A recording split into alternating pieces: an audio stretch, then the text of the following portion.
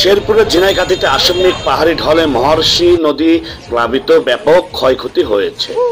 শেরপুর জেলার ঝিনাইগাতী উপজেলার সকালে আকস্মিক পাহাড়ি ঢলে মহর্ষি নদী প্লাবিত হয়েছে।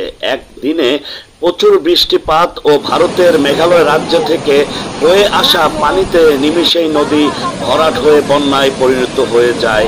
নদীর তীরবর্তী এলাকায় পাহাড়ি ঢলের পানিতে ভাটি এলাকা সহ নিম্ন অঞ্চলে মানুষরা পানিতে বন্দী হয়ে পড়ে।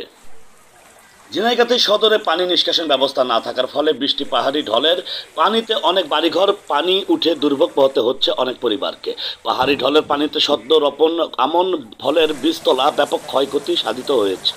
বন্যার পানির স্রোতে উপজেলার দিঘিরপাড় এলাকায় ও আবদুল্লাহর বাড়ির শেষ সীমানায় বাঁধ ভেঙে যাওয়ার ফলে পানি প্রবেশ করে জনদুর্ভোগের সৃষ্টি হয়েছে। বিকেলের সময় সদর থেকে পানি নেমে ভাটি এলাকায় যাচ্ছে। দিঘিরপাড় ফাজিল ডিগ্রি মাদ্রাসা নদীর তীরবর্তী হওয়ায় ফলে ব্যাপক ঝুঁকিতে রয়েছে। উপজেলার বাগেরভিটা, কান্দুলি, কালীনগর, সারি কালীনগর, বগাডুবি, পাগলার মুখ, বনগাঁও, চত্তল, সুরিহারা সহ কয়েকটি এলাকায় পানি প্রবেশ করেছে।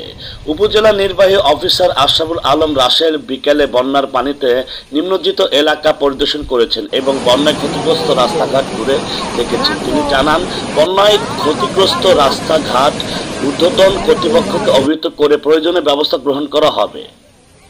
শেরপুর ঝিনাইগাতী থেকে গোলাম রব্বানী টিটুর পাঠানো তথ্যচিত্রে স্বাধীন বাংলা নিউজ।